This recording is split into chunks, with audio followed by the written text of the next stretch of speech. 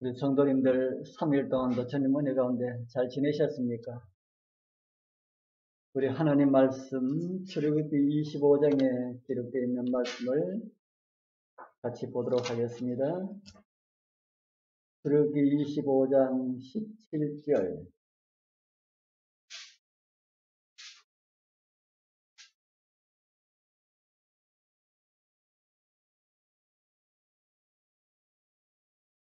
출애굽기 25장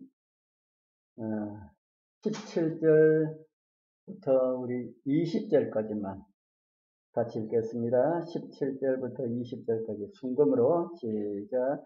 순금으로 속죄소를 만들되 길이는 2규빗 반, 너비는 1규빗 반이 되게 하고 금으로 속죄소 두 끝에서 만들되 한 그룹은 이 끝에 또 한 그룹은 저 끝에 그 속죄소 두 끝에 속죄소와 한 덩이로 연결할지며 그룹들은 그 날개를 높이 펴서 그 날개로 속죄소를 덮으며 그 얼굴을 서로 대하여 속죄소를 향하게 하고.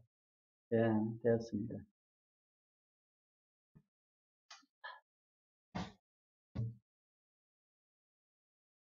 두 그룹과 관련된 내용은 정말 우리 재림교회에서만 들을 수 있는 내용입니다. 하기야 성소와 관련된 내용 전체가 다른 교단에서는 많이 다루지 않는 내용이지만은 우리 지난 금요일 날은 이 속죄소와 관련된 내용을 함께 하였습니다.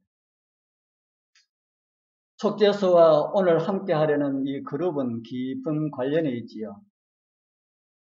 이 속죄소를 제가 지난번에 이 바울의 글을 인용하면서 또 다르게는 화목제물로 번역되었다고 그렇게 우리가 말씀을 나누었습니다. 번역자들이 그렇게 번역을 했지만은 참 잘한 번역이라고 하는 생각이 듭니다. 그래서 우리는 속죄소와 화목제물이라고 하는 용어가 같은 의미를 담고 있다라고 하는 것을 쉽게 이해를 할 수 있기 때문입니다. 우리는 죄의 세상에 살아가고 있어도 속죄소가 있기 때문에 우리에게는 언제나 희망이 있다. 왜 그렇습니까? 우리가 속죄소로 늘 달려가서 용서함을 받고 깨끗함을 받을 수 있기 때문에 그렇다는 겁니다. 오늘은 속죄소와 한 덩어리로 쳐서 만들라고 한 이 그룹에 대하여서 좀 더 자세하게 알아보려고 합니다.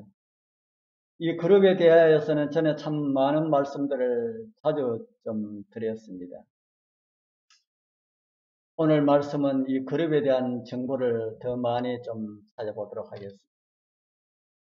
우리가 읽은 출애굽기 25장 17절에서 22절에는 성소에 있는 그룹을 어떻게 만들어라 라고 하는 그런 내용으로 기록을 하고 있습니다.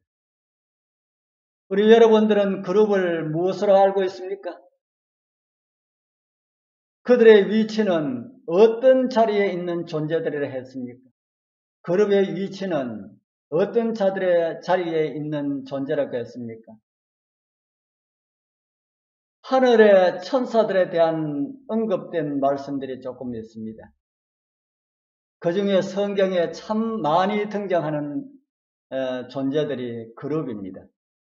그리고 스랍이라고 하는 천사의 그룹에 대한 내용도 여러분들 한 번씩 보시지요. 저는 그룹과 스랍을 같은 직분으로 보는데 제가 성경을 통해서 볼 때는 그렇게 보는데 또 다르게 보시는 분들도 있습니다. 같아도 상관없고 달라도 아무런 상관이 없습니다. 그런 일에 이것이 맞느냐 저것이 맞느냐라고 하는 일에 우리는 시간이 뺏길 그런 이유가 없기 때문입니다. 그룹은 우리가 많이 나눈 그런 내용이지만은 성소에서 말하고 있는 그룹에 대하여서 다시 복습이라고 생각하면서 좀 같이 좀 살펴보도록 하겠습니다. 하나님께서 어디에 자정하신다고 합니까? 하나님께서 어디에 자정하신다고요? 시편 99편 1절에 기록되어 있는 말씀을 우리 같이 한번 보겠습니다. 여호와께서 시작 여호와께서 통치하시니 만민이 떨 것이요 여호와께서 그룹 사이에 자정하시니 땅이 요동할 것이로다. 하나님께서 어디에 자정하셨다고요? 그룹 사이에. 그럼 그룹이 하나님 보좌 어느 위치에 있다고 짐작이 됩니까? 하나님께서 그룹 사이에 자정하셨다 하면은 그룹은 하나님 보좌 어느 위치에 있습니까? 성수의 그림처럼 그룹 사이에 하나님의 보좌이고 그 양옆에 그룹이 있는 것으로 그렇게 이해가 됩니까? 여기에 이 그룹 사이에 새키나 번쩍이는 그 빛이 하나님의 보좌고 양옆에 그룹이 있는 그런 모습으로 이해가 좀 됩니까? 그 다음에 에스겔 10장 1절에 보면은 그룹들 머리 위 궁창에 남보석과 같은 것이 나타나는데 보좌의 형상이다. 여기는 보니까 하나님의 보좌와 그룹의 위치가 어떻습니까? 좀 다르지요? 에스겔 10장 1절에 보면은 하나님의 보좌가 어디에 있습니까? 예, 머리 위에 있다. 시편의 말씀과 다른 말씀처럼 그렇게 보입니다. 이 말씀은 하나님의 보좌를 보여주고 있는 에스겔에 있는 그런 말씀입니다. 우리는 하나님의 보좌를 직접 볼 수는 없지만은 성경을 통하여서 간접적으로 하나님의 보좌를 볼 수 있는 그런 특권을 가졌습니다. 성경을 통해서 감히 하나님의 보좌를 볼 수 있는 그런 은혜를 입은 그런 백성들이다 하는 것이지요. 에스겔서에 있는 말씀을 하나 더 올려드립니다. 에스겔서 9장 10장 9절에서 10절 참 복잡한 그림입니다. 사람이 상상해서 그릴 수가 없는 그런 그림이 에스겔 10장 9절에서 10절까지 기록되어 있는데 이 복잡한 그림을 우리가 그 글로서 한번 읽어보도록 하겠습니다. 내가 보니 같이 읽겠습니다. 시작. 내가 보니 그룹들 곁에 네 바퀴가 있는데 이 그룹 곁에도 한 바퀴가 있고 저 그룹 곁에도 한 바퀴가 있으며 그 바퀴 모양은 황옥 같으며 그 모양은 넷이 한결 같은데 마치 바퀴 안에 바퀴가 있는 것 같으며 어떤 사람들은 이곳에 기록되는 이 말씀도 상징적으로 풀려하는 사람들이 있습니다. 지금 우리가 보고 있는 말씀은 에스겔이 보고 있는 이 말씀은 하나님의 보좌를 지금 보고 있습니다. 하나님의 보좌를 계시를 통해서 에스겔이 보고 기록을 했는데 그것도 상징적으로 더 많은 은혜를 받기 위하여서 그렇게 해석해도 될는지는 모르겠습니다. 에스겔이 본 하나님의 보좌는 어떤 면을 우리에게 보여주고 있습니까? 그룹이 어디에 있든지 간에 하나님의 보좌는 그룹이 함께하고 있다. 에스겔이 보여주신 그 하나님의 보좌와 요한이 묘사한 하나님의 보좌 좀 많이 다르게 그렇게 생각이 들도록 그렇게 성경에 기록되어 있는 그런 모습을 우리에게 보여주겠습니다. 에스겔이 보여준 이 그룹에는 한 그룹마다 뭐가 하나씩 있다고 합니까? 그룹마다 바퀴가 하나씩 있다. 바퀴가 하나씩 있다. 바퀴가 있으면 뭐처럼 느껴집니까? 바퀴가 있으면 자동차처럼 느껴지지요. 그래서 저는 이 그룹이 있는 이 생물체를 하나님의 자가용이라고 하는 그런 표현을 제가 좀 쓰고 있습니다. 에스겔서 1장 15절에도 이 비슷한 내용이 있습니다. 내가 그 생물을 본즉 그 생물 곁 땅 위에 바퀴가 있는데 그 내 얼굴을 따라 하나씩 있고 그 바퀴의 형상과 구조는 넷이 한결같은데 황옥 같고 그 형성과 구조는 바퀴 안에 바퀴가 있는 것 같으며 에스겔서에 나타내는 하나님의 보좌를 정확하게 그릴 수 있는 사람이 아무도 없습니다.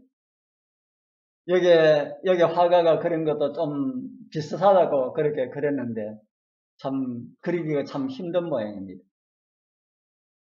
10장 1절에 있는 말씀이 1장에도 있고요. 1장 22절에도 또 비슷한 말씀이 있습니다. 그 생물의 머리 위에 뭐가 있다 그럽니까? 생물의 머리 위에 수정 같은 궁창이 있다. 이 생물의 머리 위에 수정과 같은 그런 궁창의 형상이 있다. 여기에 나오는 이 생물들의 모습은 두 날개로 몸을 가리고 있는 그런 모습으로 기록을 하고 있습니다. 하나님의 보좌 앞에서 자신을 가리는 그런 모습, 경외심을 가지고 서 있는 그런 모습이라는 생각이 듭니다. 그리고 머리 위에 있는 궁창은 무엇일까? 궁창. 공동 번역에는 이 궁창을 이렇게 번역을 합니다. 그 짐승들의 머리 위에는 창공 같은 덮개가 있다. 창공이 뭡니까? 창공. 우리 개역 성경에는 궁창으로 번역했고 공동 번역서에는 창공으로 번역을 했습니다. 10절도 이렇게 번역을 합니다. 내가 바라보니 거럽들 머리 위에 덮개 위에 청옥과 같은 것으로 된 옥자들이 옥자 같은 것이 있다. 여기는 덮개라 그러죠. 덮개. 덮개라 그러니까 여러분들 무엇이 생각이 납니까? 덮개라 그러니까 제가 요즘 화요일 날 저녁마다 어떤 내용을 많이 지금 하고 있습니까? 언제부터인지 모르지만 지금 몇 시간째 성소와 관련된 내용을 하다가 지난번부터 지성소로 들어왔지요. 지성소로 들어와서 법궤와 관련된 내용을 함께 하고 있습니다. 법궤의 덮개, 법궤 뚜껑을 무엇이라 했습니까? 시은좌, 속죄소라고 했지요. 여기에 보니까 그릇들이 있는 머리 위에 있는 이것을 가지고 덮개라 그렇게 표현을 하고 있습니다. 덮개라 하니까 속죄소와 좀 비슷한 이런 느낌을 얻게 됩니다. 하나님의 보좌와 관련된 이런 내용은 어떤 것인지 잘 모르지만은 저는 성경과 정언의 말씀을 통해서 볼 때에 이 그룹이 호위하는, 그리고 이곳에 바퀴가 있다고 그러지 않습니까? 이 바퀴도 하늘에 있는 그룹에 있는 이 바퀴도 살아있는 바퀴처럼 그렇게 기록이 되어 있습니다.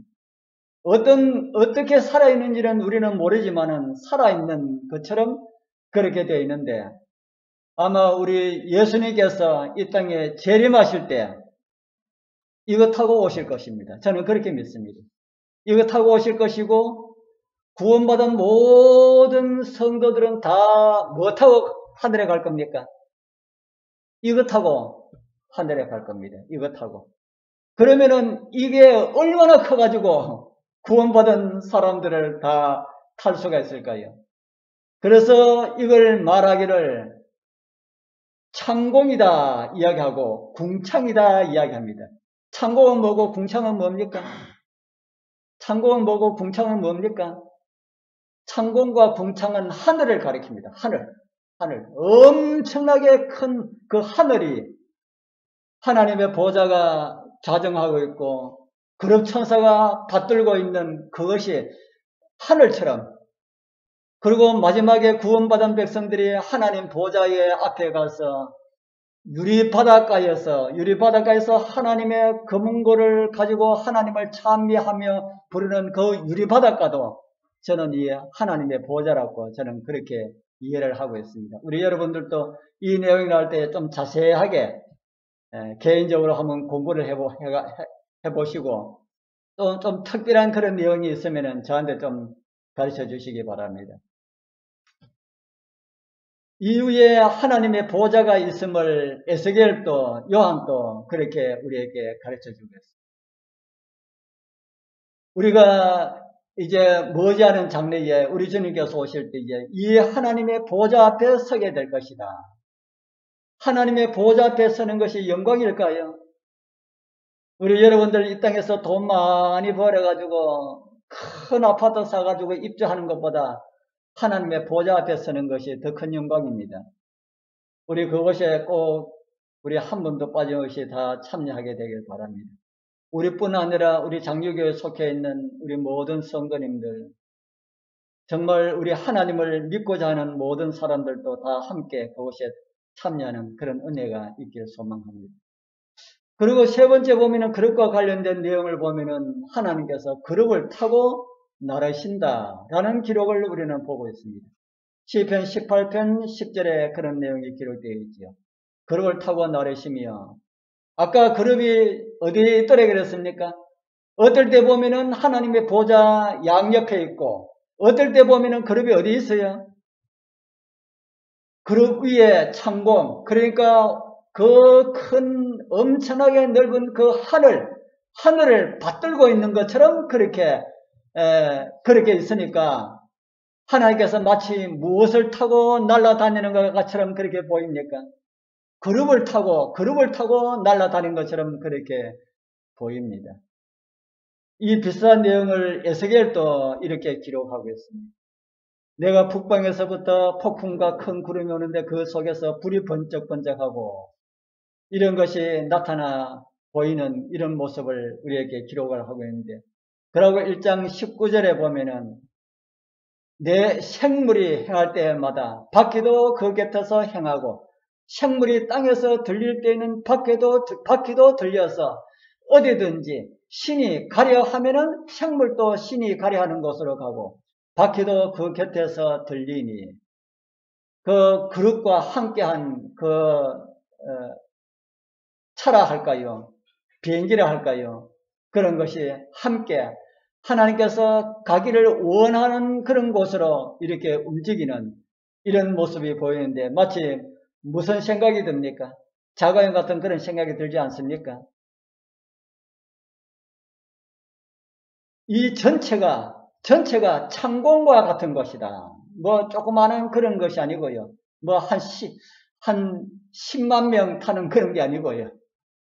지구에 있는 지구를 올려놔도, 지구를 이 위에 올려놔도 더 많은 공간이 있을 정도로 그렇게 넓은 그런 창공, 궁창과 같은 그런 곳이다. 그런 것을 하나님께서 타고 나르시는 것처럼 그렇게 보이겠다 하는 겁니다. 이런 것을 볼 때에 하나님의 보좌 가장 가까이에서 하나님을 모시는 특별한 은총을 입은 천사들이 어떤 천사들이랄까요? 그런 천사들이 바로 그룹 천사들이다. 에스겔은 루시퍼가 범죄하기 전에 어떤 천사였다고 우리에게 가르쳐주고 있습니까? 루시퍼가 범죄하기 전에 그룹 천사였다고 우리에게 가르쳐주고 있습니다. 그룹은 만들 때에 속죄소와 한 덩이가 되도록 그렇게 만들어라 했습니다. 왜 이렇게 만들어라 했을까요? 왜 그룹을 만들 때에 속죄소와 한 덩이가 되도록 만들라고 했을까요? 왜 그렇게 만들라고 했을까? 그룹 천사들의 신분이 어떠하다는 것을 우리에게 가르쳐 준다라고 하는 것이 가장 성경적일 것이다 하는 생각이 듭니다. 하나님의 보좌 가장 가까이에서 하나님을 협력하는 천사들이다 하는 것이지요. 그리고 자리를 한 덩어리로 만들었으면 자리를 옮길 수 있습니까? 없습니까? 그런 천사가 하나님의 보좌를 떠날 수가 있습니까? 없습니까? 떠날 수가 없음을 우리에게 보여주고 있습니다. 그런 천사가 자리를 떠나면 안 된다는 것을 우리에게 보여주고 있다 이 말입니다. 그런데 자리를 떠난 천사가 있지요. 성경 유다서 1장 6절에 보면은 그런 내용을 이렇게 기록을 하고 있습니다. 또 자기 지위를 지키지 아니하고 자기 처소를 떠난 천사들, 그렇게 말을 하고 있습니다. 무엇을 떠난 천사라고 합니까? 자기 처소를 떠난 천사가 있다. 제가 한자 용자에 대해 가지고 제가 여러 차례 말씀을 드렸죠. 오늘 한 번 더 보여드립니다.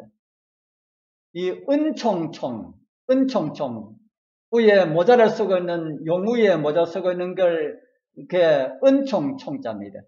요거는 집을 가리키는 집면자입니다. 위에 모자처럼 되어 있는 게 집면자. 그래서 용이 집안에 있을 때는 은총을 받은 자다라고 하는 것이 이 한자여서 가르쳐주고 있는 것이 참 기가 막힌 거 아닙니까? 그 은총 받은 자가 집을 떠나니까 뭐가 되었다고요? 그 은총 받은 자가 집을 떠나니 용이 되었다.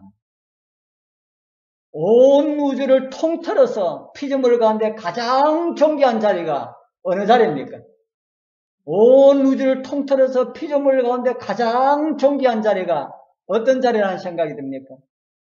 그룹 천사들의 자리지요. 그룹 천사들.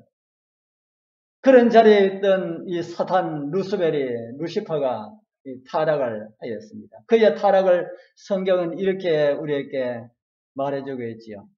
너는 기름 부음을 받은 덮는 그룹임이여. 그 밑에 보면은 네가 지음을 받던 날로부터 내 모든 길에 완전하더니 마침내 불의가 드러났다. 마침내 불의가 드러난 천사, 기름 부음을 받은 그룹 천사. 그룹 천사는 창조함을 받을 때부터 어떻게 창조함을 받다 합니까? 지음을 받던 날로부터 내 모든 길에 어떻게 했다고요? 완전하게. 그런데 어떻게 되었습니까? 마침내 불의가 드러났다. 그렇게 말씀을 하고 있지. 우리 여러분들 이 세상을 살아가면서 보니까 자기가 참 똑똑하다는 생각이 듭니까? 어딘가 모르게 조금 모자란다는 생각이 듭니까? 우리 여러분들 자기 자신을 볼 때에 어떤 생각이 듭니까? 세상에 살면서 보면은 자기가 참 똑똑하다고 생각하는 사람이 참 많이 있어요. 그런데 여러분들은 어떠합니까? 자기 자신을 생각하면서 똑똑하다고 생각하지 말기를 바랍니다. 그리고 모자라는 것을 인하여서 실망하지도 말기를 바랍니다. 우리는 모자라는 것을 인하여서 감사해야 됩니다. 좀 우둔한 머리를 주신 것을 인하여서 감사하게 되길 바랍니다. 넉넉하고 똑똑하면은 뭐 하기 쉬움을 성경은 우리에게 가르쳐 주겠습니까? 똑똑하고 무엇이든지 잘하고 완전하면은 어떻게 될 수가 있음을 성경 가르쳐 주겠어요? 예, 교만하고 잘해서 이탈하고 엄마 아빠 말씀도 잘 안 듣고 자기 마음대로 하고 싶은 이런 마음이 생긴다. 그래서 좀 모자라게 하시어서 하나님을 믿지 않으면은, 하나님을 신뢰하지 않으면은 살아갈 수 없도록 하신 우리 하나님께 감사하게 되길 바랍니다. 그리고 그 하나님을 찬양하게 되길 바랍니다. 그룹에 섬기는 모습을 성경은 또 우리에게 이렇게 보여주겠습니다. 촉재소의 그룹을 쳐서 만들 때에 그룹들은 그 날개를 높이 펴서 그 날개로 속죄소를 덮으며 그 얼굴을 서로 대하여 속죄소를 향하게 하고 이렇게 만들었습니다. 날개를 높이 펴가지고 무엇을 덮고 있다고 합니까? 속죄소를 덮고 또 얼굴을 가리고 왜 이렇게 했을까요? 왜 이렇게 만들었을까요? 우리 부조와 선지자 349쪽에는 이런 그 내용을 이렇게 기록을 하고 있습니다. 한 덩이의 정금으로 만들었고 양쪽 끝에 하나씩 서 있는 정금 그룹들이 그 위에 놓여 있었다. 존경과 겸손의 표시로서 각 천사의 한쪽 날개는 높이 쳐들려 있었고 다른 쪽 날개는 몸 위에 접혀 있었다.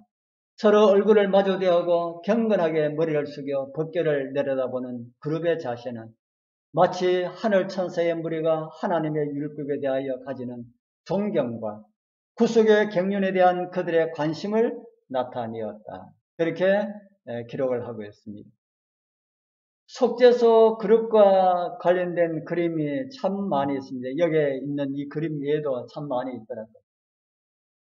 그들이 아래를 바라보고 있는 것은 무엇에 대한 관심을 가지고 있는 것이라고 합니까? 인류를 구원하시는 하나님의 사역에 누구도 관심을 가지고 있다고요? 하늘 천사들도 관심을 가지고 있다. 그런 것을 그룹에서 나타난 그런 모습에서도 우리에게 보여주겠습니다. 에스겔 10장에는 이렇게 기록하고 있습니다. 그룹들은 각기 네 면이 있는데 첫 면은 그룹의 얼굴이요, 둘째 면은 사람의 얼굴이요, 셋째는 사자의 얼굴이요, 넷째는 독수리의 얼굴이더라. 에스겔은 기록을 하면서 그룹이 각각 네 면을 가지고 있다고 그렇게 기록을 하고 있어요. 그런데 요한계시록의 요한의 기록은 조금 다르게 기록되어 있지요. 이곳에는 첫째 생물, 둘째 생물, 셋째 생물, 넷째 생물 각각 다른 얼굴을 하고 있는 그런 모습을 그렇게 그리고 있습니다. 어떻게 위에 게 맞든지 밑에 게 맞든지 아무런 상관이 없습니다. 우리는 사자와도 같고 사람과도 같고 독수리와도 같는 소와도 같는 이런 모습을 우리에게 보여주고 있다고 하는 것만 우리가 이해를 하고 있으면 됩니다. 성서의 그룹은 날개가 둘이라고 기록하고 있는데 요한은 또 다르게 기록을 하고 있습니다. 요한계시록 4장 8절에 보면은 네 생물이 각각 날개가 몇 개 있다 그럽니까? 날개가 6개가 있다. 그룹의 날개가 6개가 있든지 4개가 있든지 둘뿐이든지 우리하고 아무 상관이 없지요. 요한에게 6개로 보였고 에스겔에게는 4개로 보였고 이렇게 보일 수가 있다 하는 겁니다. 둘로도 보일 수 있고 넷으로도 보일 수 있고 6으로 보일 수 있다. 그런데 여러분들 천사들이 진짜 날개가 있다고 생각합니까? 날개가 없다고 생각합니까? 천사들이 날개가 있을까요? 날개가 없을까요? 그 날개가 우리 인간의 생각에 새들은 뭐가 있기 때문에 하늘을 납니까? 날개가 있기 때문에 하늘을 난다고 생각했기 때문에 하나님께서 천사들에게 날개를 있는 것으로 그렇게 보여주셨다는 겁니다. 그런데 사실 천사들에게 하늘 천사들이 날개가 있는지 없는지는 우리가 모릅니다. 그런데 날개가 무슨 소용이 있을까요? 천사들의 날개 있다면 천사들보다 더 잘 나르시는 예수님도 날개가 있어야 됩니까? 예수님께 하나님께 날개가 필요합니까? 안 필요합니까? 아무 필요 없습니다. 그런데 천사들에게도 날개가 필요할까요? 필요 없을까요? 필요 없어요. 날개가 없어도 날개가 있는 새보다 더 빨리, 더 높이, 인공위성보다 더 빠르게 그렇게 움직일 수 있는 존재들이 천사들이 아닙니까? 그런데 우리 인간이 바르게 좀 더 잘 이해할 수 있도록 그렇게 보여주셨다는 겁니다. 그렇다고 해서 제가 천사 날개 없다 소리는 하지 않습니다. 우리가 하늘에 가봐야 하니까. 정확한 것은 성경에 날개가 있다라고 하는 이런 표현이 있기 때문에 있든지 없든지 우리는 상관이 없다 하는 겁니다. 그런데 우리가 그룹 천사들 본 우리 선지자들마다 날개에 대해서 넷으로, 6으로, 둘로 이렇게 기록되어 있는 그런 모습이 있다는 것이죠. 이런 모습은 제가 우리 요한계시록하고 그렇게 이제 보면은 사자와도 같고 또 송아지와도 같고 또 사람과도 같고 독수리도 같고 이런 것이 뭐하고 일치한다고 제가 말씀을 지난번에 한번 드렸는데 기억나십니까? 사자, 송아지, 사람, 독수리 이것은 마치 뭐하고 같다고 여러분 안 들어도 이해하시는 분 이해하시죠? 예, 사복음사고 같다. 사복음사고. 마태는 예수님을 어떤 분으로 묘사했습니까? 마태는 예수님을 지상의 왕, 사자로, 유대의 왕으로 오신 분으로 묘사했고요. 마가는 어떤 분으로 묘사했어요? 마가는 종으로 오신 예수님을 우리에게 보여주고 있고요. 요한의 기록에 의하면은 송아지로 오신 분을 이 마가는 기록하고 있다 하는 겁니다. 지난번에 언제 차를 타고 다니면서 우리 집사람하고 그런 이야기를 했습니다. 예수님하고 소하고는 참 많은 닮은 꼴이 있다. 예수님을 소하고 이렇게 비교해서 이야기하는 것은 좀 그렇지만은 소하고 천만은 닮아버리겠다. 옛날 소는 사람이 무엇으로 살았습니까? 옛날 소는 사람이 무엇으로 살았어요? 사람의 종으로 살았지요. 힘든 일은 다 하고 만날 뭐만 먹고요? 만날 죽만 먹고 소 밥 준다 하는 이야기 들어보셨습니까? 만날 일하고 죽어도 먹고 개는 만날 놀면서 밥을 먹고 개는 죽을 주면서도 개 죽 준다 안 하고 개 밥 준다 그럽니다. 소는 암만 일을 해도 소 죽 준다 그러고 제가 시골에서 소 먹일 때 그렇게 들었습니다. 그렇게 힘든 일을 다 하고 사람을 수월하게 해주는 그런 일을 다 하고 죽을 때는 어떻게 죽습니까?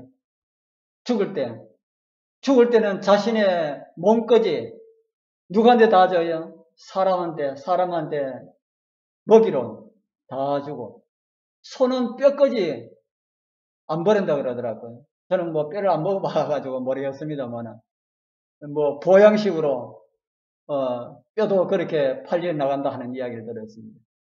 그리고 소는 꼬리까지 사람한테 다 유용하게 쓰인다고 하는 그런 이야기를 들었습니다. 그런 걸 생각하면서 우리 예수님 모습하고 참 너무나 같다. 예수님께서 우리를 위하여서 종으로서 이 땅에 오시고 섬김의 모본을 보이시고 그렇게 살다가 그분의 살은 우리 영생을 위하여서 음식으로 내어주시고 그분의 피는 우리에게 생명수로 주시고 그렇게 가셨지요.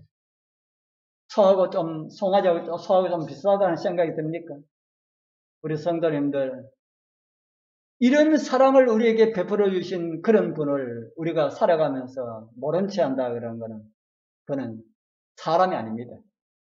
하나님의 형상으로 지음받은 사람이 아니다. 조금이라도 주님의 사랑에 반응하면서 주님을 닮을 수 있는 그런 우리 모두가 되었으면 참 좋겠습니다. 그리고 누가는 사람으로 오신 예수님을 우리에게 소개하고 있고 요한은 하나님으로 오신 예수님을 우리에게 보여주겠습니다. 오늘 저는 그릇과 관련된 말씀을 나누었습니다. 출애굽기 25장 22절의 그릇에 대한 기록을 우리에게 보여주겠습니다. 모세와 아론이 하나님을 만날 수가 있는 그런 곳이 속죄소 이 두 그룹 사이다. 그렇게 성경은 우리에게 가르쳐주고 있습니다. 우리가 나중에 오시는 영광의 주님을 대면할 곳도 그룹 사이가 아닐까 하는 이런 생각을 합니다. 나중에 솔로몬이 성전 건물을 지었을 때에 밖에는 그대로 있었지만은 그룹은 그대로 둘 수가 없어가지고 이런 기록을 우리에게 보여주고 있습니다. 내수 안에 감남목으로 두 그룹을 만들었는데 그 고가 각각 10규빗. 10규빗의 이 날개는 5규빗이요. 저 날개도 5규빗이니 이 날개 끝으로부터 저 날개 끝까지는 10규빗이고 다른 그룹도 10규빗이니 이 두 그룹은 한 척수 한 모양이요. 이 그룹의 고가 10규빗이요. 저 그룹도 일반이라. 이렇게 해가지고 그 그룹을 금으로 다 입혔습니다. 그룹 높이가 얼마냐 하면은 4.5m. 이어서 이 천장까지가 얼마나 되겠습니까? 한 4m 되겠습니까? 안 되지요. 한 3m, 4.5m. 4.5m 높이에 그렇게 만들어놓은 황금으로 입힌, 보기에는 황금으로 된 그릇처럼 보이지 않습니까? 그런 그릇이 양쪽에 있는 것을 볼 때에, 그 광경이 어떻겠습니까? 지성소 안에 벽도 전부 황금으로 다 이렇게 하고, 그런데 그런 것들이 바벨론에 의하여서 침공해 왔을 때, 바벨론에 다 약탈 다 당했습니다. 그러나 무엇은 훼손당하지 않았습니까? 바벨론에 의하여서 바벨론이 예루살렘을 쳐들어와서 성소를 회파했을 때에 무엇은 훼손당하지 않았을까요? 하나님의 법궤가 진짜 그 그룹 법궤가 훼손당할 것을 알고 예레미야가 바벨론이 침략해 오기 전에 청년들과 함께 예레미야 동굴, 아직까지 지금 뭐 고고학자들이 발견했다 그러고 예레미야 동굴이 어떤 것이라 그러고 하는데 그렇게 쉽게 발견하도록 그렇게 넣어놨겠습니까? 예레미야와 함께 아주 깊은 동굴에 넣어놨다고 하는 그런 이야기를 듣습니다.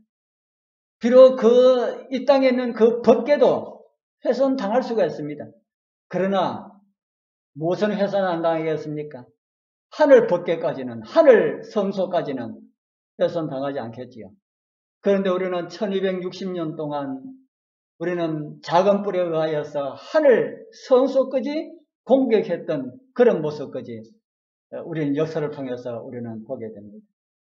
우리 성도님들, 우리 이제 머지않은 장래에 우리 주님께서 오실 때에 정말 하나님의 보좌 그 영광스러운 그 그룹 사이에 계신 우리 그분을 저와 여러분들의 눈으로 볼 수 있다는 것, 이거는 정말 엄청난 영광입니다.